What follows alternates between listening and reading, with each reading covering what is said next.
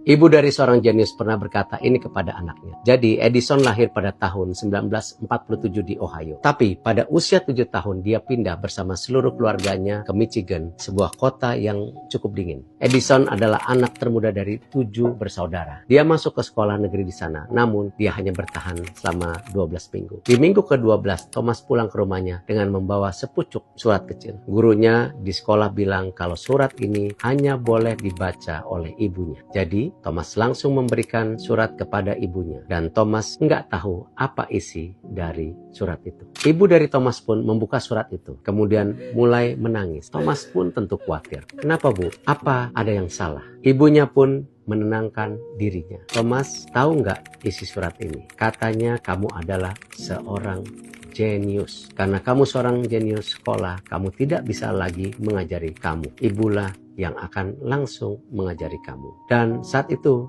mulailah ibu Thomas yang menjadi guru Thomas sendiri. Ibunya berjuang untuk menjadi guru yang baik. Sampai ketika Thomas berusia 11 tahun, ia sangat menyukai literatur dan sudah membaca banyak sekali buku. Pada usia 12 tahun, Thomas sudah membuat eksperimen dan proyek-proyek kecil. Dia terus bertumbuh dewasa sampai akhirnya sekarang ini dikenal sebagai Thomas Alva Edison, seorang penemu dan pengusaha sukses. Hal yang menyedihkan datang ketika Thomas berumur 24 tahun, ibunya meninggal dunia. Bersama kakak-kakaknya, Thomas membereskan barang-barang ibunya dan saat itu ia menemukan sepucuk surat kecil, surat yang ia bawa dari sekolah saat ia masih kecil. Ketika ia membuka surat itu untuk mengingat apa yang ibunya katakan kepadanya di saat Thomas menangis, karena isi surat itu tidak sama dengan apa yang dulu ibunya bilang ke Thomas. Surat itu berisi, Ibu, Thomas adalah seorang anak yang memiliki gangguan kejiwaan. Kami tidak bisa mengizinkan dia untuk kembali ke sekolah kami. Pesan moral dari cerita ini adalah pentingnya